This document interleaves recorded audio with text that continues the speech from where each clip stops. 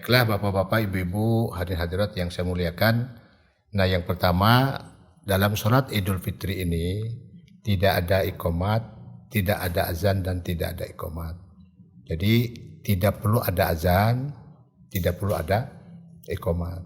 Jadi ketika imam sudah berdiri di mihrab, dia melihat ke kiri dan ke kanan, safnya luruskan.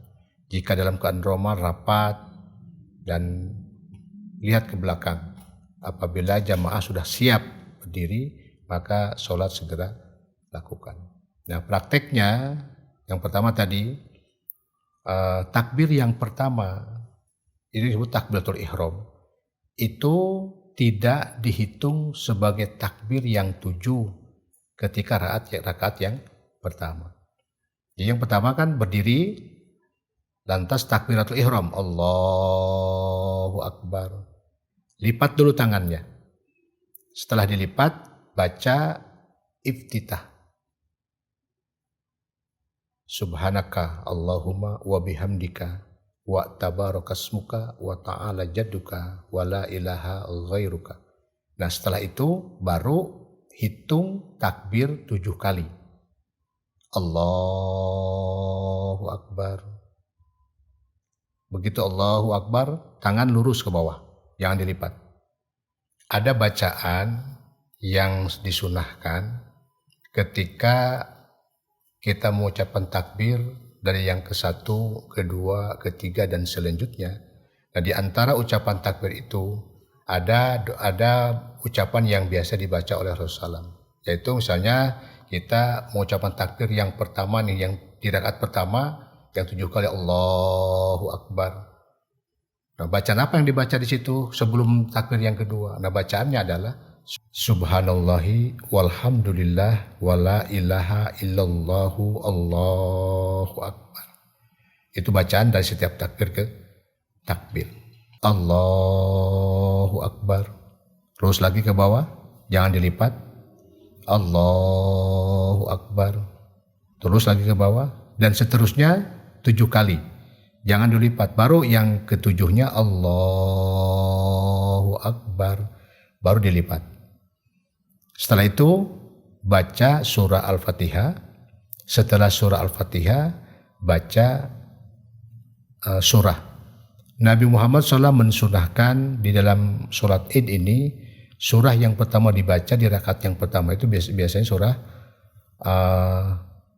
Al-A'la. Sabihisma rabbikal a'la. Itu yang biasa dibaca di sholat Id di rakaat yang pertama. Nah, selanjutnya di rakaat yang kedua, setelah kita tadi baca surah, lantas kita ruku, i'tidal, sujud, duduk iftiroz, sujud lagi, bangkit lagi, Allahu Akbar. Nah, Allahu Akbar yang bangkit dari sujud ini belum dihitung 5 kali takbir di rakaat yang kedua. Jadi begitu bangkit dari sujud, Allahu Akbar, lipat dulu tangan. Nah, setelah itu baru Allahu Akbar, terus Allahu Akbar, lurus lagi. Allahu Akbar, lurus lagi. Nah, baru nanti yang takbir yang kelima, Allahu Akbar, baru dilipat. Selanjutnya kembali baca surah Al-Fatihah, baca surah. Biasanya surah yang dibaca di rakaat yang kedua di sholat Id, Rasulullah membaca surah Al-Ghashiyah. Hal ataka hadisul ghashiyah. Itu yang biasa Rasulullah laksanakan. Nah, setelah itu biasa sujud ruku, i'tidal, sujud, duduk iftiroz, sujud lagi, duduk at-tahiyat terakhir. Setelah itu salam.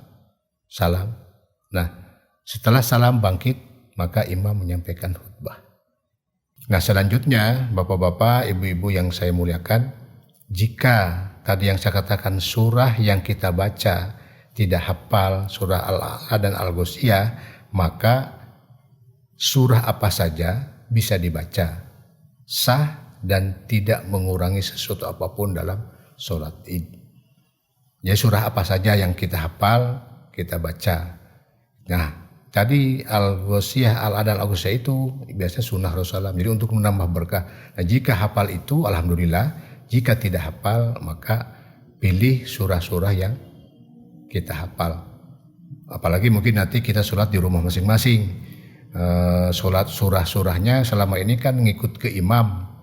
Apa yang imam baca. Nah, sementara kita bisa belum hafal, maka yang hafalnya bisa al-surat duha, baca duha. Yang keduanya al-insyirah, al-nasrah boleh. Surah At-Tin yang hafalnya tidak bermasalah. Yang jelas baca surah. Setelah Al-Fatihah baca surah. Itu tata cara sholat Id yang harus kita ketahui. Jika ini dilaksanakan dengan baik dan benar, insya Allah semua ritual ibadah akan mendapatkan pahala di sisi Allah Subhanahu wa Ta'ala. Mungkin ini saja dari saya. Semoga bermanfaat. Billahi taufiq wa hidayah. Assalamualaikum warahmatullahi wabarakatuh.